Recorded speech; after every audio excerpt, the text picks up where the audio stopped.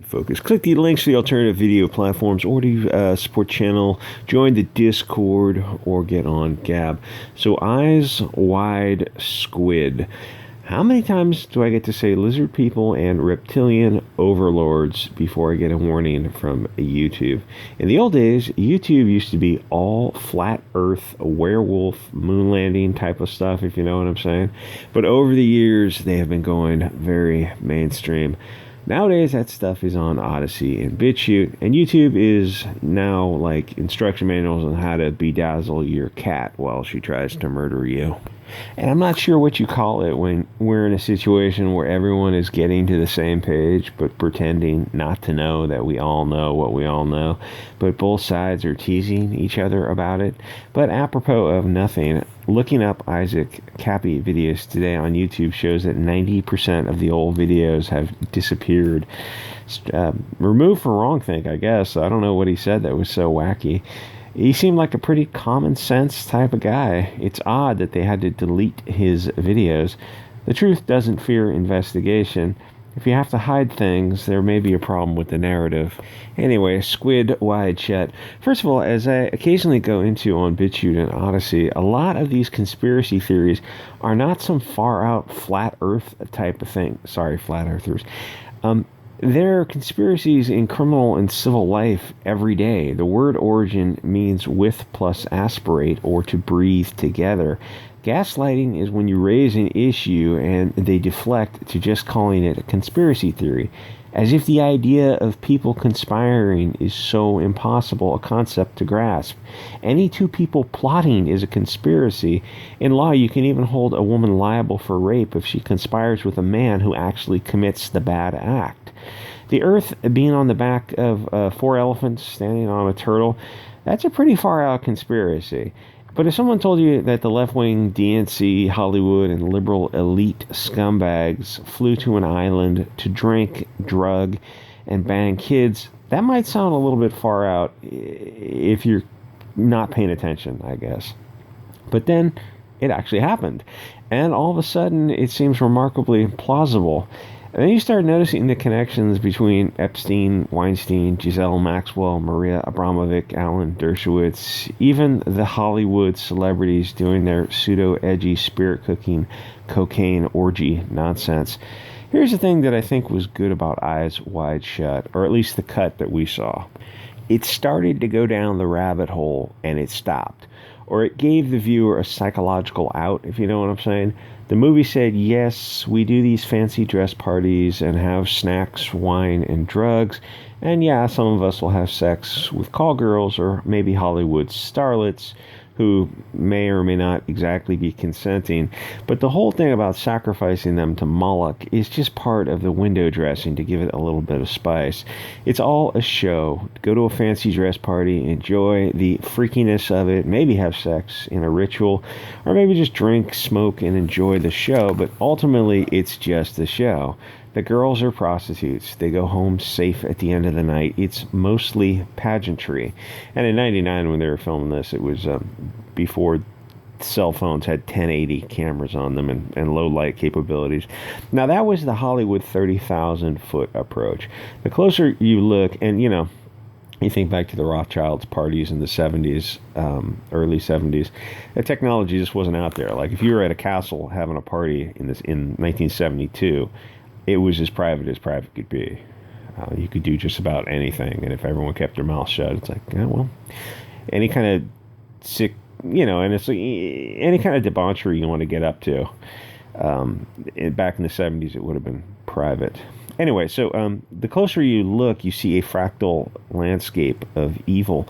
Prostitution is not a good life. Drugs are not good either. People who get in that life have a very low, short lifespan.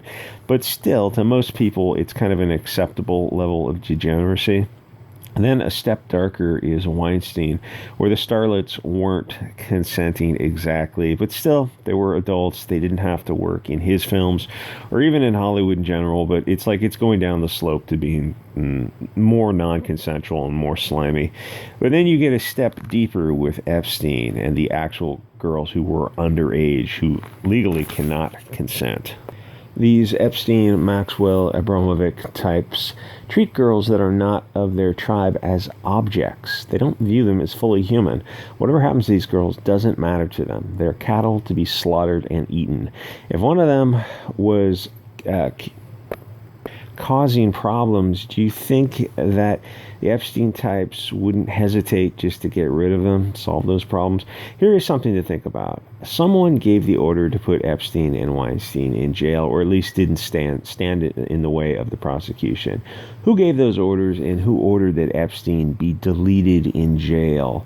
Not that bribing the two prison guards was such a challenge. They looked like they could have been distracted with a shiny object and not very much amount of money. But still, someone was pulling the strings to get these guys out of the way. So who is that bad actor? Seems odd that the media has no interest in solving these puzzles whatsoever. But when it comes down to it, they're not suicidal either. And like a lot of them, they're just not getting paid enough. They look at it and go, yeah, if they can get Epstein in prison, I'd rather just continue my life and not also be Epstein when I'm jogging some morning. You know, what is it? The Seth Rich guy, 2 to the back of the head, and he wasn't robbed. It's like, yeah, okay, that's not a robbery, that's a hit.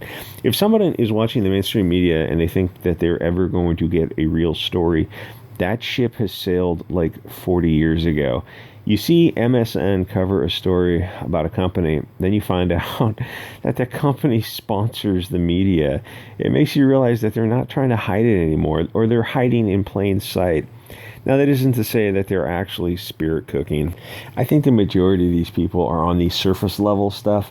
They're wealthy and they're bored. They want to go to parties, do drugs, and have sex with starlets. But then some of Epstein's crowd is having sex with teenagers and some who are younger. To us, it's inconceivable to plumb the depth of evil. But these people swim in malevolent waters. They were born and baptized in evil. A lot of them are actual sociopaths, or at least borderline personality disorders, and some of them are just hardcore racists. They don't see European girls as their tribe. They don't need to treat them like humans because they don't see them as humans, or not fully human. Some were born evil, and I wonder if some of these were slowly made evil with a lifetime of brainwashing, being told that they're the best, the favored of Lucifer. But no, I doubt that many of them actually consciously worship an anthropomorphic deity, but I wonder if subconsciously they might wish that there was a real demon to grant their wishes. They're powerful people who don't seem interested in helping man work together to get off this godforsaken, filthy planet and explore the stars. They are content to turn the world into the third world as long as they rule it. Better to rule in hell than serve in heaven, or in this case, live in a gated compound community fortress with probably artillery coming in the future. I wonder if that's not the future of the gated communities that slowly turn into like walled towns from 1,000 years ago.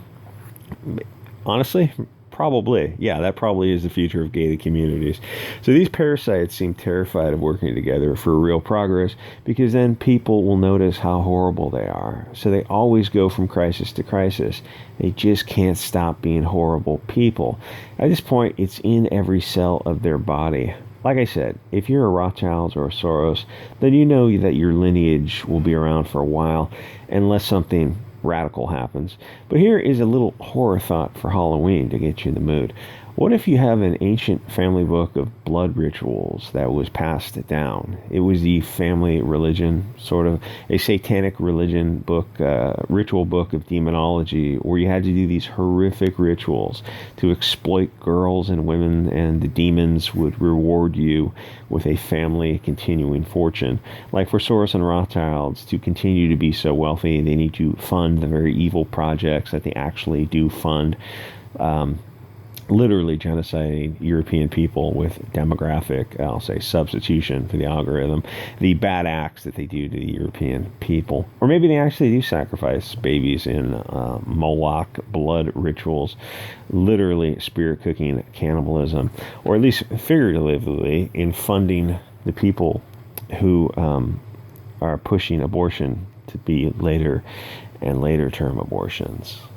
It's like past the point of viability. If that's not a sacrifice to Satan, I don't know what is. And I'm not a particularly religious person, but when you heard the testimony of those doctors, said, yeah, the baby would be born alive and then killed.